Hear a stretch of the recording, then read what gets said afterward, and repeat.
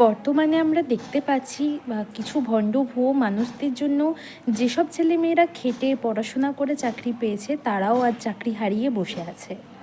তো এই বাস্তব পরিস্থিতির কথা মাথায় রেখে আমি স্বাগতা ভট্টাচার্যের লেখা একটি ছোট্ট কবিতা চাকরিটা আজ চলে গেল বেলা সত্যি আমি আবৃত্তি করে শোনাবো। চাকরিটা পেয়ে বেলার আমি সুখেই ছিলাম বেশ, মাঝপথে এসে একই অঘটন করল জীবন শেষ। খোকা আর খুকো বাবা মাও আছে হাউসের লোন, টানাটানি করে দান পণ দিয়ে পার করি ছোট বোন।